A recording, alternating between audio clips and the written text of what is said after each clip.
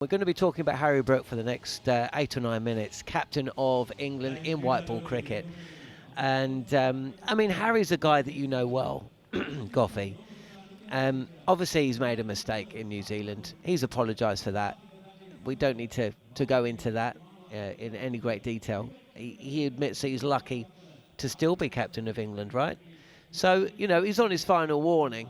But the Harry Brook that you know, is that the Harry Brook that you're seeing right now? The decisions he's making, the Harry Brook that you know, on and off the field? No, and I think he needs help. I really do. And I don't mean that in a bad way. I think a lot has happened to Harry Brook in the last 3 years. Let's be straight about this.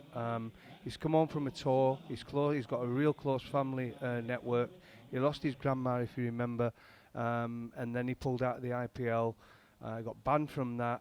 He's took on the England captaincy, which is no easy thing for a young man. So in 3 years, he's gone from a steady salary, and I mean a steady salary, with nothing. I'm the one who gave him a new 5-year contract and made him one of the highest paid players at Yorkshire. And then we never saw him, basically. So what happened is, it didn't cost us anything either, because England had to pay himself. He went straight into the England side after 8 games in that for my first season when I was back to Yorkshire, and then ever since then he's been the best player in the side just about in all formats. Realistically, yes, Joe Root has come back and delivered like he does, and I think the reason he just needs to be someone with him who's going to tell him when he does wrong and advise him, because he's gone from earning, as I said, a small amount of money to mega money. And that's going to change anyone in the short term until you realise the responsibilities that comes with it. He's a young lad. He likes a drink. We know that. And there's nothing wrong with that, because I did, and plenty of others before me and after me did, right? But you've got to know when you can do it and when you can't do it. And I think at the moment he's just making 1 or 2 mistakes that he can't get away with as an England captain. Let's hear from Harry Brook. He did speak to Scott Taylor yesterday, talking about the nightclub incident the day before the ODI against New Zealand back in November last year.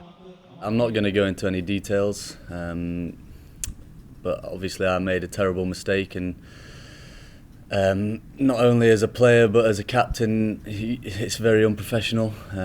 I should be leading from the front and showing the players how it should be as a professional cricketer and a captain, and I put myself in a bad situation which I shouldn't have done.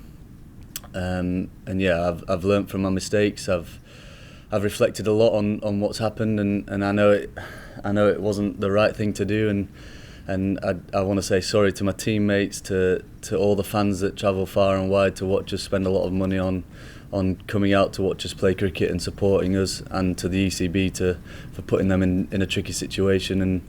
And yeah, it'll never happen again, and like I said, I'm extremely sorry.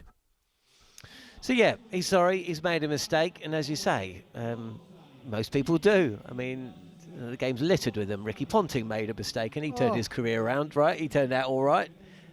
So, you know, you can only hope. Do you think, though, the captaincy is a burden that maybe... Do you think the captaincy is a job that he needs at this stage in his life? Forget the New Zealand incident, but are we going to get the best out of Harry Brook as a batter? Is it going to complicate matters, him being captain? I don't think so. I think I remember now, at the time I said he was the only choice, really. He's the only guy, when you're looking down that list, if Ben Stokes is not going to play, who you thought the captaincy, building for the future, he'll mature into the role.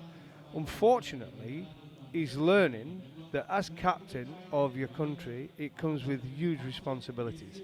It's totally different to captaining your county. You're in the spotlight, you're going all around the world. He's a world-known individual now in every league around the world. He gets recognised wherever he goes because of the leagues he can play in, whether it be the PSL, the BBL, in Australia, the IPL. Big Bash. Yeah, the Big Bash. There's a lot of them. He's known everywhere. And he's got to grow up quickly. He is a young man at heart, and he wants to act like a young man. All his mates are the same age as him, who he has a good time. He goes back to Yorkshire, and he's out with those mates, and he's enjoying himself. Nothing wrong with downtime. But when you rock up with England, huge responsibility. And as captain, I think he will grow into it. I think hopefully this will be the wake-up call he's needed, and he can go on and captain England to huge success in the future. The other option is Jacob Bethel, who's another one who's, 21 now? What we're going to do, put the pressure onto him and give him the captaincy. It's got to be Harry Brook. He's took it so far. I don't think there's anything wrong with his batting, but he's just got to mature, and hopefully that's the lesson he needed to go forward. I remember sitting in a commentary box doing a little bit of county cricket before Harry Brook had made his international appearance. Jonathan Douche, Yorkshire commentator for the BBC, and this is at a time that Johnny Bairstow was absolutely on fire, and of course Joe Root was in the side, and Jonathan said to me, Harry Brook is and should be in the England side ahead of any other batter. And I was like, what? No, he's right, mate. He got 800 runs that year in the county championship after the first 8 games. It was ridiculous. The way he played. I think I told that story. I've told it on air before. He was playing with Joe Root against Gloucester, and they were both batting together. And it was like watching two guys who are, one who's the best player in the world, right? And the other one who, this is going to be the best player in the world. And he came off, Joe, sat down with me, and I know Joe well, I've known him a long time, and he sat down after he got out, and he said, thank God I'm out. He said, he's making me look the most ordinary player in the world.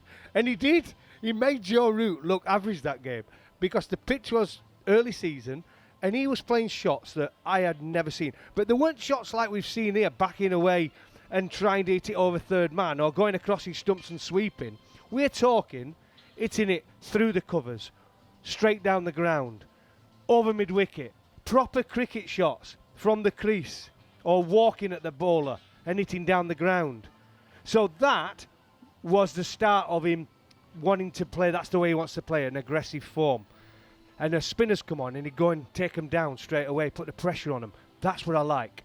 But what I'm seeing now is not what it was when he 3 years ago. Now it's gone to another level where he goes in and first ball he's trying to sweep the seamer or walk across, back away and cut the bowler over third man or over point for 6 when he first goes to the crease. So it's a fine line, isn't it? I want him to be aggressive. I want him to play his natural game, but I don't want him to be reckless because he's such a good player. He could average 65 Test cricket.